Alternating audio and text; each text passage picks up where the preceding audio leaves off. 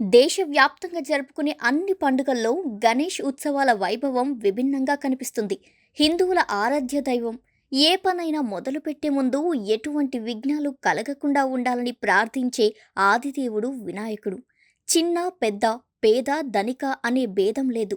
అందుబాటులో ఉన్న సామాగ్రితో తోచినంతలో నైవేద్యం పెట్టి కరుణించమని బొజ్జ గణపయ్యను ఇంటికి పిలుస్తారు. ఎప్పటిలాగే ఈ సంవత్సరం కూడా వినాయకుడి నవరాత్రుల సమయం వచ్చేసింది. సెప్టెంబర్ 7వ తేదీ 2024న వినాయకుడి విగ్రహాలను ఇంటికి తీసుకొని వస్తారు. ముద్దుగా మట్టి గణపయ్య విగ్రహాలను అలంకరిస్తారు. నియమనిష్టలతో పూజిస్తారు. చవితి నుంచి అనంత చతుర్దశి రోజు వరకు పూజించి అనంతరం ఆ విగ్రహాన్ని ప్రవహిస్తున్న నీటిలో నిమజ్జనం చేస్తారు.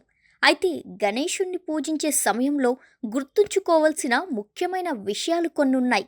అవేంటో ఈ వీడియోలో తెలుసుకుందాం. కంటెంట్లోకి వెళ్లే ముందు మీరు కనుక మా ఛానల్ని ఫస్ట్ టైం చూస్తున్నట్టయితే లైక్ చేసి సబ్స్క్రైబ్ చేయండి. ఈ వీడియో దయచేసి పూర్తిగా చూడండి. భాద్రపద మాసం శుక్లపక్షం చవితి రోజున వినాయక చవితిగా పూజలను అందుకుంటాడు గణేశుడు. అయితే చవితి రోజున పూజలో ఏ వస్తువులు అవసరమో, పూజించే సరైన పద్ధతి ఏంటో తెలుసుకోవడం చాలా ముఖ్యం. మొదటిది, ప్రతి ఒక్కరూ గుర్తుంచుకోవాల్సింది, నిమజ్జనం సమయంలో పర్యావరణానికి ఎటువంటి ఇబ్బంది కలగకుండా పర్యావరణానికి అనుకూలమైన వినాయక విగ్రహం అంటే మట్టి గణపతి విగ్రహాన్ని మాత్రమే పూజించండి. గణేశ విగ్రహాన్ని ప్రతిష్ఠించడానికి పీఠం కూడా అవసరం. దేవుని స్థానం భక్తుల కంటే పైన ఉండేలా చూసుకోవాలి. కనుక వినాయకుణ్ణి ఎప్పుడూ నేలపై ఉంచకూడదు. వినాయకుణ్ణి ప్రతిష్ఠించే స్థలం శుభ్రంగా ఉండాలి. విగ్రహాన్ని ప్రతిష్ఠించేటప్పుడు విగ్రహానికి ఎర్రటి వస్త్రం ధరింపచేయండి. ఏ పూజలో అయినా ఎరుపు వస్త్రం దేవతలకు అలంకరించడం మనకు తెలిసిందే. గణేశుడి పీఠంపై కూడా ఎరుపు రంగు బట్టని పరచండి. వినాయకుడికి పూజ చేసే సమయంలో కలశం, కొబ్బరికాయ కూడా అవసరం. విగ్రహం దగ్గర కలశాన్ని కూడా ఏర్పాటు చేయాలి. ఇక ఆ కలశం పైన మామిడి ఆకులను ఉంచి దానిపై కొబ్బరికాయను ఉంచుతారు. పూజలో పత్రికి ప్రత్యేక స్థానం ఉంది.